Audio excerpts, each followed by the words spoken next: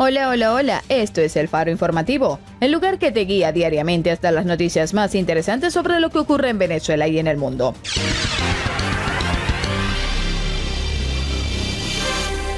Nuevamente se pone sobre la mesa el tema del TIAR para tratar el caso de Venezuela y la dictadura de Nicolás Maduro. Luego de varios meses de la activación del tratado y de los acontecimientos que han dado a demostrar que la injerencia del régimen de Nicolás Maduro no es solo un problema de los venezolanos, sino del continente, surge una nueva reunión donde los países integrantes del Tratado Interamericano de Asistencia Recíproca evaluarán la aplicación de medidas contra personas cercanas a Nicolás Maduro con el objetivo de restaurar la democracia en Venezuela. La diferencia es que esta vez algunos afectados exigieron que se haga uso de todos los instrumentos internacionales, mecanismos y organizaciones relevantes para ir en contra del régimen de Maduro. Hoy te contaremos con detalle todo en torno a esta nueva reunión que tal vez quede como única opción para asfixiar al régimen en vista del desplome moral que han sufrido el pueblo venezolano tras el escándalo generado por los diputados opositores que se dejaron sobornar por el oficialismo. Pero ojo, que este evento no fue del todo malo porque, sin querer queriendo, dejaron ver cuál es la verdadera ruta para el cese de la usurpación, y eso también te lo vamos a contar el día de hoy. Quédate con nosotros para que escuches todos los pormenores de esta noticia y no te olvides que puedes suscribirte al canal y así te mantendrás al día con las informaciones del país. El comisionado presidencial para las Relaciones Exteriores, Julio Borges, aseveró en días pasados que la dictadura de Nicolás Maduro es el principal obstáculo para la paz y la prosperidad del hemisferio. Los países que conforman el TIAR están conscientes de la amenaza continental que significa Nicolás Maduro, posteó Borges en su cuenta de Twitter. Por su parte, el senador estadounidense Marco Rubio también se refirió en torno a la reunión del TIAR y manifestó vía Twitter que la reunión de los miembros del TIAR en Bogotá llega en un momento crítico en temas de la región y la inestabilidad que sigue creando el narcorrégimen de Maduro. Es importante que todos nuestros aliados regionales tomen acciones contundentes contra Maduro y su cúpula delictiva, así concluyó Rubio por medio de la cuenta de Twitter de su equipo de prensa. Y en este sentido, el secretario de Estados Unidos Mike Pompeo reconoció que usar la fuerza militar en Venezuela tendría riesgos significativos, en lo que supone un cambio sustancial en la postura que hasta ahora ha defendido el gobierno estadounidense sobre una opción militar. Hemos visto a gente pidiendo un cambio de régimen mediante medios más agresivos y desde enero hemos dicho que todas las opciones están sobre la mesa para ayudar al pueblo venezolano a recuperar la democracia y la prosperidad. Eso es desde luego todavía verdad, pero hemos aprendido de la historia que los riesgos de usar fuerza son significativos. Así lo dijo Pompeo.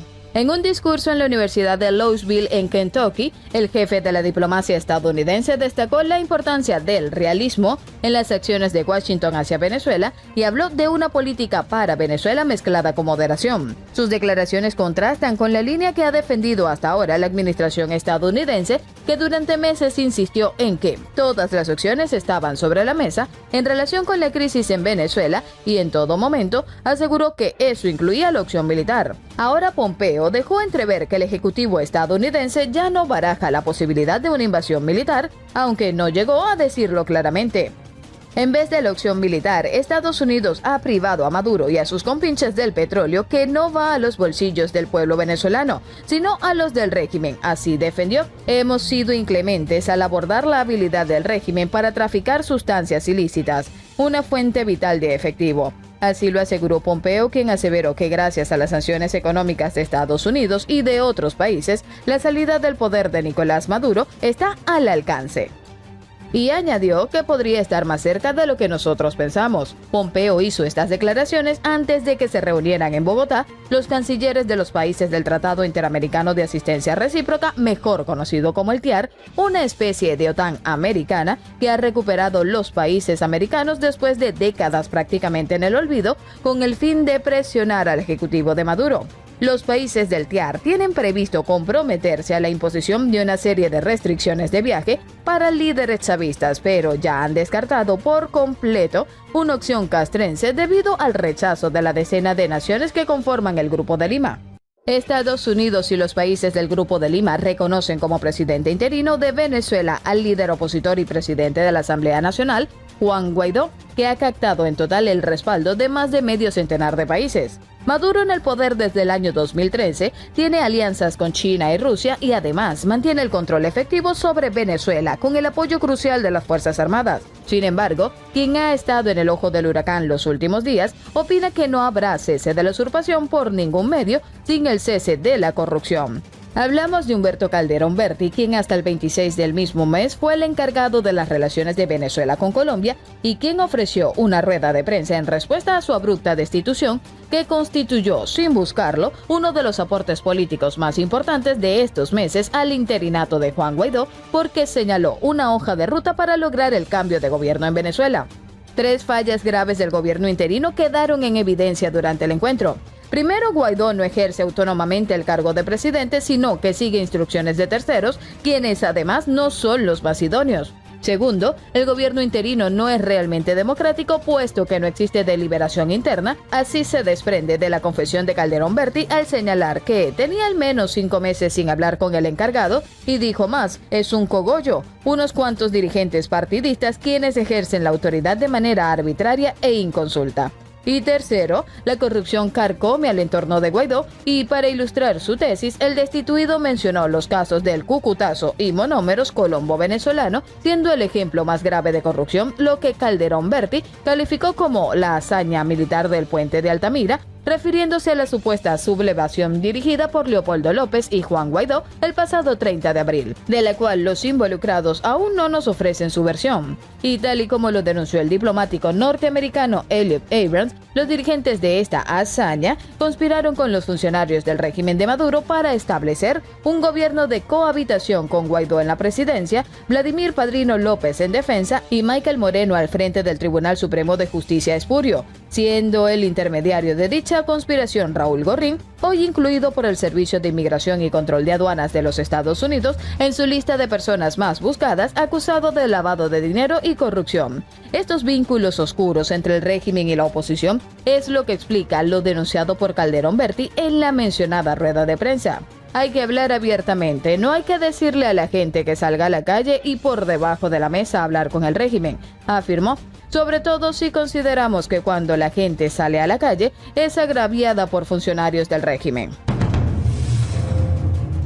Las cosas hay que decirlas claramente, no más silencios. Este régimen no ha caído porque algunos dirigentes no quieren. Pareciera que existen para ellos intereses tan lucrativos que hay que dejar que la pesadilla continúe, claro está, para el resto de los venezolanos. Y es que este 1 de diciembre, el portal Armando.info ha publicado un artículo titulado «Necesita lavar su reputación, se alquilan diputados para tal fin».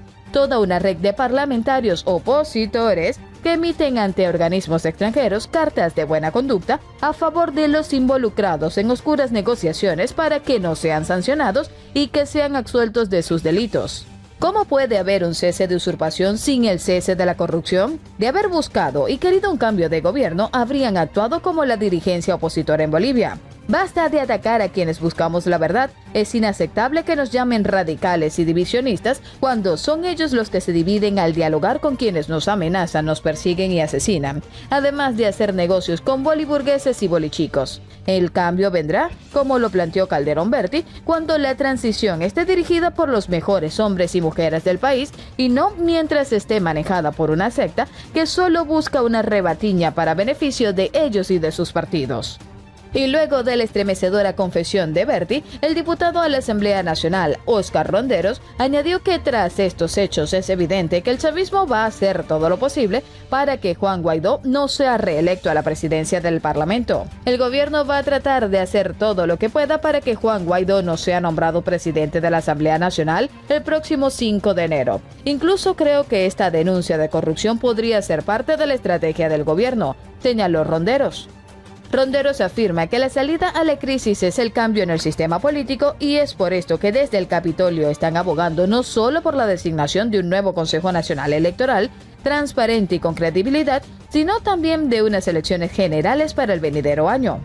Estamos planteando las elecciones generales porque consideramos que un cambio político es el que va a definir el rumbo del país. Un gobierno que pierda la elección parlamentaria el año que viene va a estar en la misma situación que está hoy y un gobierno que gane la elección presidencial va a seguir señalado internacionalmente por el hecho de no hacer una elección libre, Al gobierno no le sirve una designación ni el TSJ ni en la constituyente, sino ya lo hubiese designado, agregó el asambleísta. Y bueno, con estas noticias de impacto nos despedimos por el día de hoy. Gracias por seguirnos y no te olvides de comentar y compartir. Chao, chao. Esto fue El Faro Informativo.